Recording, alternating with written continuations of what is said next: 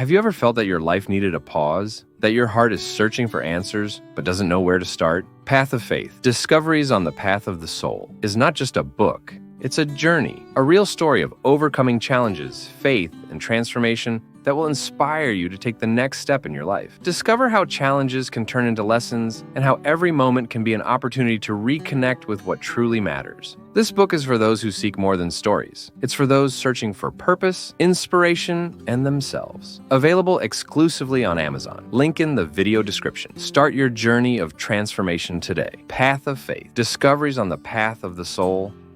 What are you waiting for?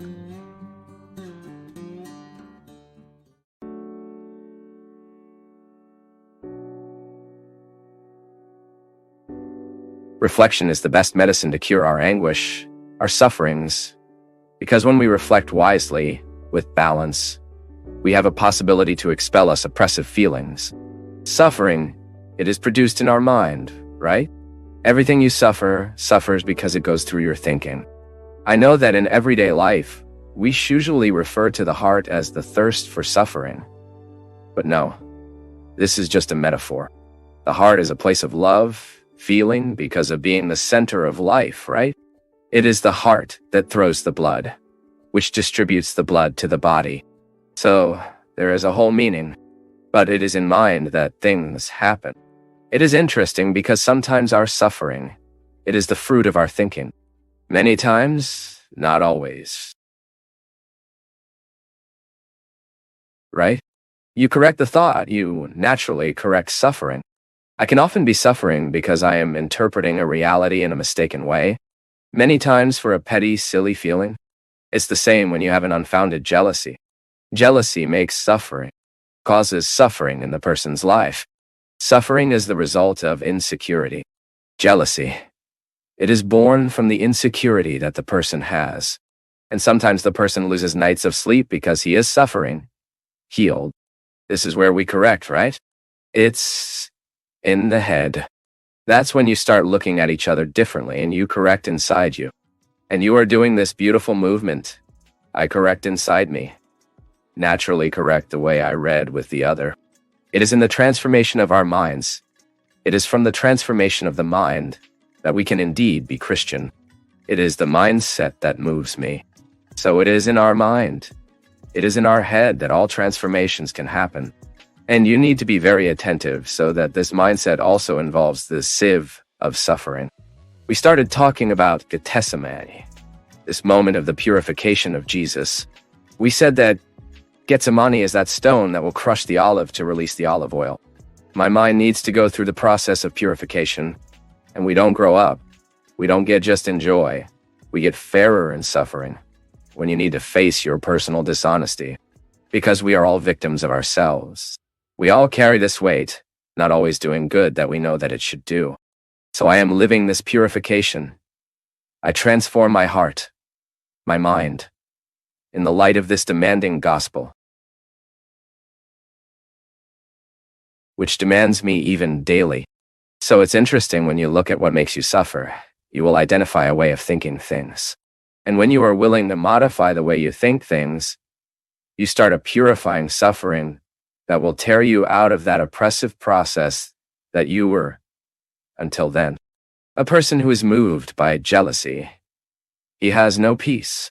She lives to observe what another is doing, who was with him. Who was with him.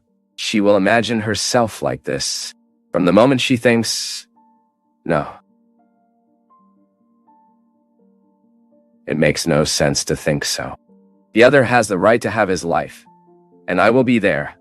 I will participate according to my possibility and the opening that I can achieve. Now, when I realize that my thinking is able to break free from my anguish, you get a great ally, which is reflection. Reflection is the best medicine to cure our anguish, our sufferings, because when we reflect wisely, with balance, we have a possibility to expel us oppressive feelings. Work, see? I know that thinking lately has been difficult because we get so tired at home, we live with so much rush that we are not always possible to stop, make a reflection of life, or say a prayer that makes you reflect your life. Sometimes we go to prayer, but we go with so much to ask you not to reflect time. I say again, the context of events needs to help us think of life. So you look at the more parsimony, more patience, more calm, and you have the opportunity to rip out of the heart that is being oppressive in your story. I think that the more we bring the reflection to our lives, the more we get free. Jesus said that, right? You know the truth, and the truth will set you free. What is this truth? How do we come to the knowledge of the truth? Plunging into ourselves. If you want to know the truth, you have to dive into yourself. It is here that everything is revealed. When I begin to have the knowledge of my functioning, I stop being oblivious to myself. Then I start dealing with me better. It's interesting, my people. Also, many of our sufferings are born and are kept because we do not know how to deal very well with us. We sometimes spend a lifetime without venturing out. We spend our lives without venturing into the experience of self-knowledge. We live too much. We live all the time outwards. This becomes useful, people, without consistency. And that's so sad when you realize that you are lacking consistency. When we lack consistency, it does not stop standing. Jesus realized to live his Gethsemane, despite his suffering. Despite finding it difficult, Jesus did not play, said us. He seriously took the possibility of being the son of Mary, to be the son of Joseph. He faced his humanity. He lappled his daily humanity. Or do you think he didn't have the same difficulties as us? Of course it had.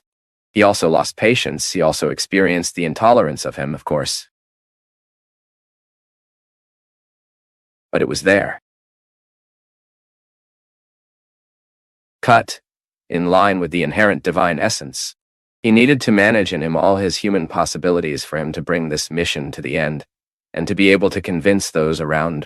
Because this is so interesting to think, too, that this personal coherence of Jesus gave him the followers he had. He was paying attention to this humanity so attractive that people began to follow Jesus. I always like to differentiate it. Before doing an experience of Jesus, the Son of God, people did an experience of Jesus, son of Mary and Joseph. An unforgettable human being. An admirable human being. I am just pedagogically drawing attention to the human dimension that Jesus took care daily in himself. Even because Christ glorified only after the resurrection. Until then, it was the experience of a human Jesus, a man who was able to love the miserable, a man who had all the time a sympathetic heart to surrender to the poor, a man who was able to approach the lepers of the prostitutes, the thieves, who had beautiful, transformative words, which had an attractive discourse. Because he had a new way of seeing the human being and God, and had a different... that's all. All inspired by spirit, of course, but humanly, truly incarnate. The formidable human being could say, the human being with courage, the human being with determination. That made your human opportunity a divine experience. Because I live here the same challenge, I also have divine affiliation, of course, different from Jesus. But I'm dipped by my baptism on it. You are too. So we have the opportunity to live this first human improvement, of course, with more effort. Because I am a sinner. You too.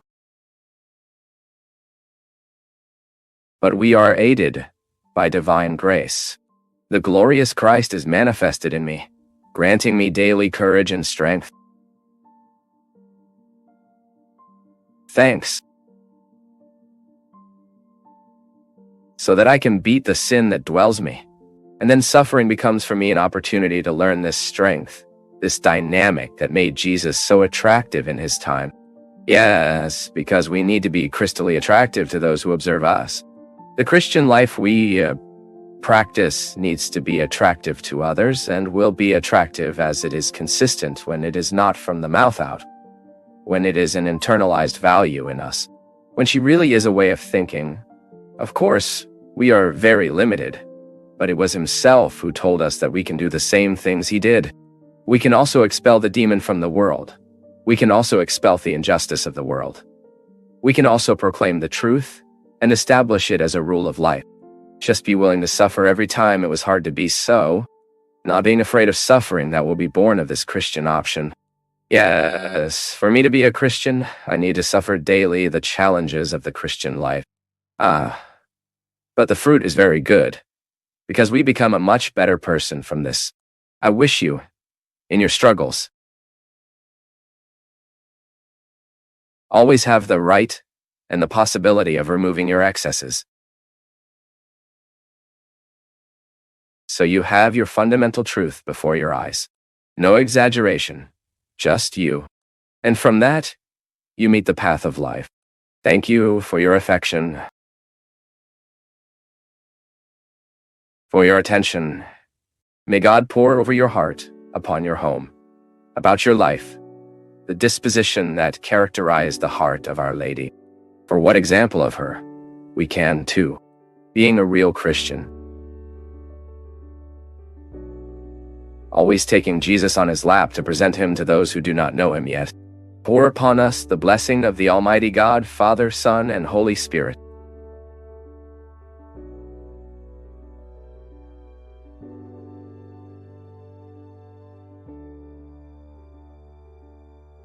Do I manage my hypocrisy? Me?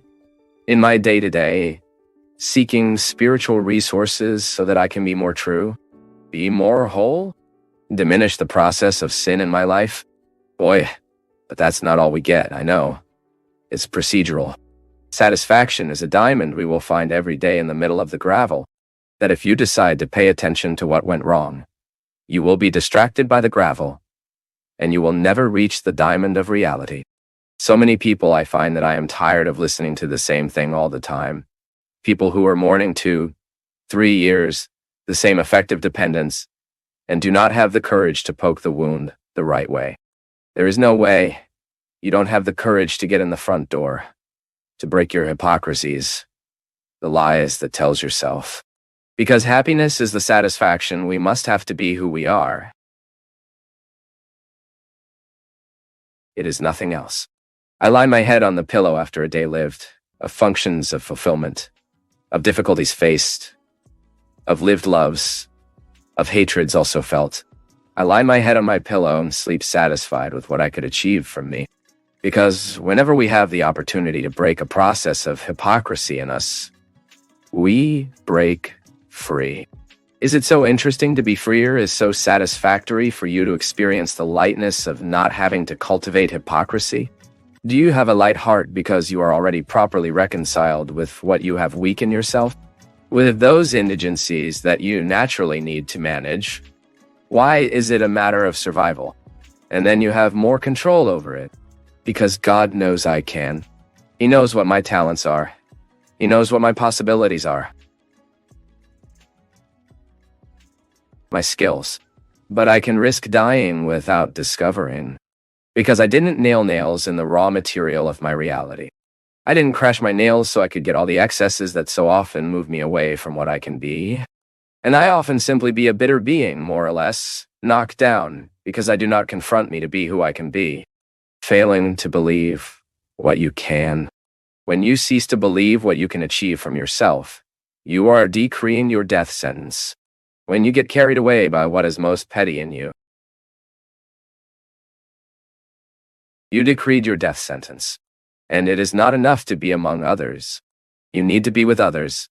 But we can only be with others when we have managed to harmonize in our heart, our identity, our personal struggle, our self-knowledge. Go forward, piercing everything we can break from ourselves. It's impressive. Sometimes we talk about material detachment. Material detachment is just a consequence of spiritual detachment, which only spirituality helps us to live.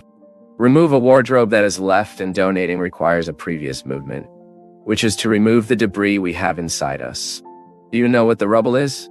We think these clothes protect us, that they make us better, more beautiful, more.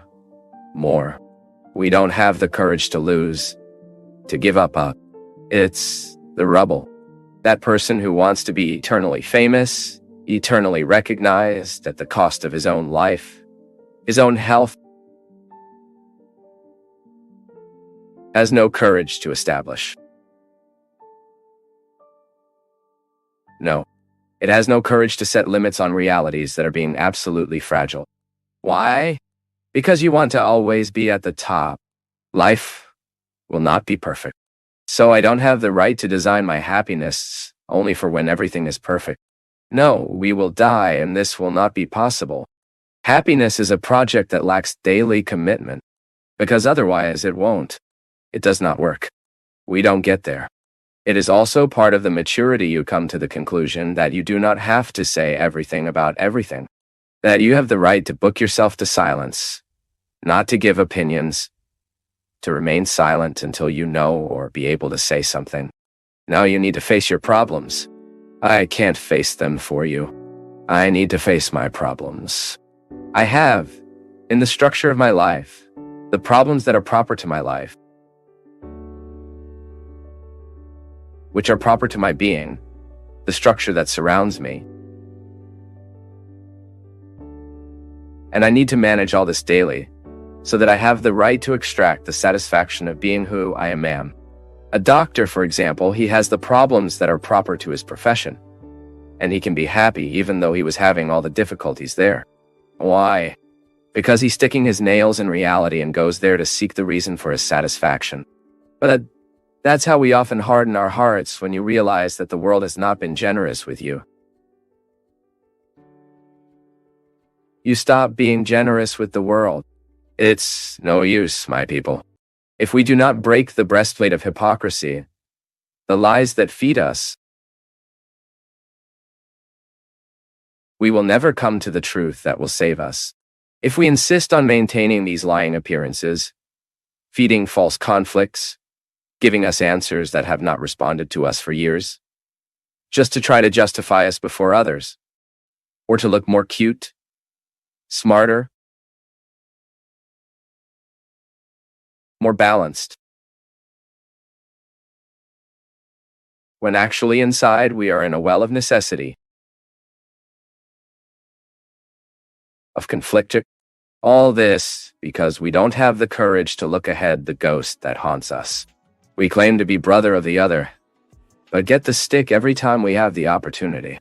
We are all cute in our speech that we make for others, but there, in our intimacy, we are the hardest people to live with. We look cute, we make an exhortation every day to charity, fraternal love, world peace, but inside our house, we are unbearable to our brothers. We are unbearable to those who live with us. And sometimes the context of our hypocrisy hides the situations where we are getting lost from ourselves. It's that eternal lie that we do not have the courage to tell us what we need to hear about our personal life regarding our choices. We are giving eternal justifications, unfounded, lying, but that at that moment seems comfortable, relieves us of the confrontation that we need to lie. Yes, when I seek this happiness, regardless of what the other is offering me, when I fall into the land of my being the opportunity to be happy, I naturally provoke it in the other. I will be less uncomfortable with the other, because I often get insistence on the change of the other. But I don't do what is up to me to change from me. This story was to say brothers, but in practice we live as if we were enemies. Envy would dispute all the time, pulling the rug on the other, doing everything to go wrong the project of the other. More petty feelings, and all of them covered by the pseudo-domain of holiness. Yeah, the most petty feelings I found in pseudo-sanities. That's why we need to deal with our conflicts daily. Put them on the table, look without fear. What in our temperament, in our way of being, is the cause of oppression, which then generates hypocrisy. The person is not hypocritical overnight. Hypocrisy is often the result of an oppressive process. It is very unpleasant. It is very uncomfortable to identify that the treatment we offer to people is not the one we recommend. Because for me, the worst sin is this. A serious sin we commit daily is when we are not able to love the people next to us. It is often me responsible for what is not transformed into the other. Maintenance. I am maintaining the defects of my husband. My husband is accommodated and I set him up with my attitudes. My son is accommodated, and I accommodate him even more with my excessive care. I didn't expel when it needs to grow. There's a friend that I'm doing the maintenance of your addictions, because I reinforce in him what is vicious, and that he should have expelled from himself a long time ago. I lose the opportunity to make happy who is by my side. We do only the first part of our homework because of laziness. I remember when I was a boy, I had a habit of stopping on the second question of homework and said like this, "Now I'll play." Then I finish. It never ended. The other day, terrified, with a pan face, not knowing how to tell the teacher that he had not done the whole duty. In Christianity, sometimes we are like this, because sometimes we do the maintenance of the other's error.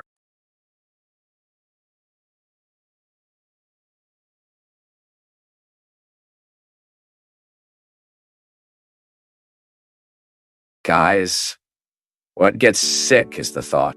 It is funny. Many diseases come into our lives because of thought. You can observe. The person is too stressed. It is going through a period of turbulence, going through a difficult period, many bad things, and it begins to internalize. It's the mind. I'm like this. When I spend the period of stress, a lot of travel, a lot of concern, my immunity goes down there. And Dr. Antonio, my doctor from Petropolis, he always speaks, priest. The time when we get sick when we are in these periods of much stress. Many people develop cancers in these periods of life because immunity is so low, because cancer cells we produce all the time. What are the disordered cells, right?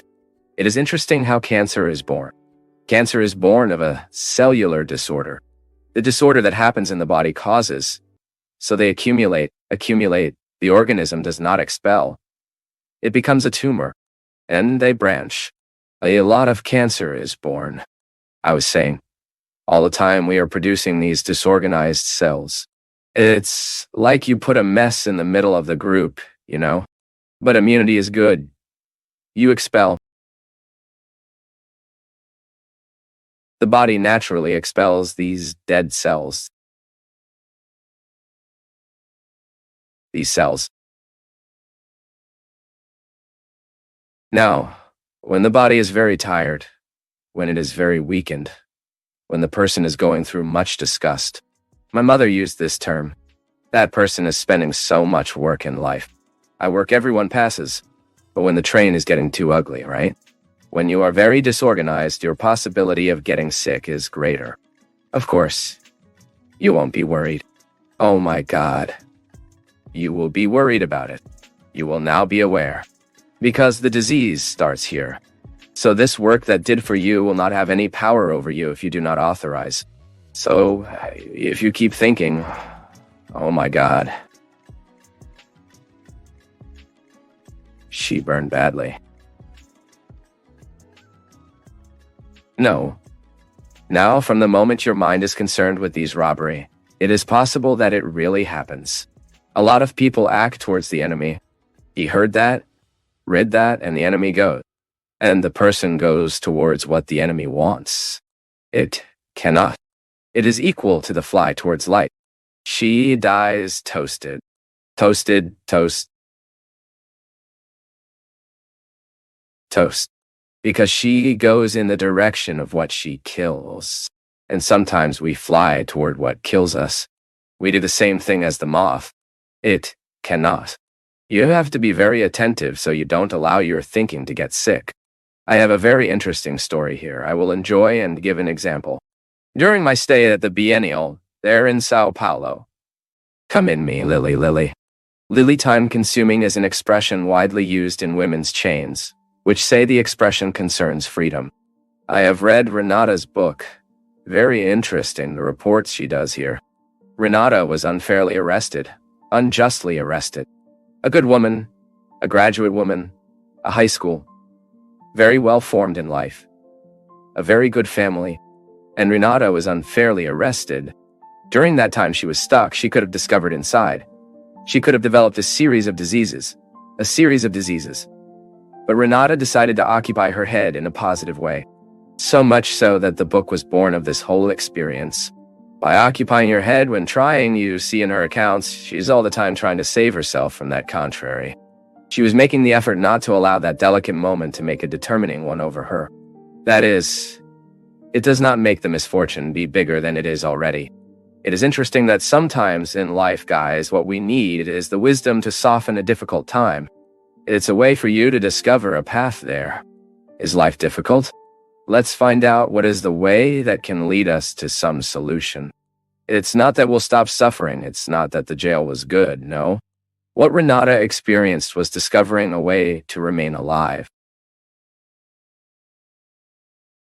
To stay alive there at that difficult time. And she, thank God, got it. So much so that it is here with a beautiful work that is a record of that time of difficulty. It's that old story. What do we make of the life that was delivered to us? I can't be crying now, lamenting the life I don't have. I have to work for me from what I have. I can survive, so I can overcome my ills, my difficulties. I can't stay now. Sit on the sidewalks of life and be sorry. What makes the difference is that S.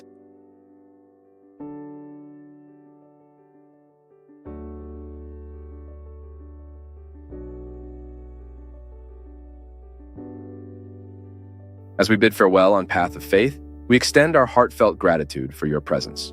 Keep the conversation going by commenting below, liking, sharing, and subscribing to our channel for more soul-nourishing messages.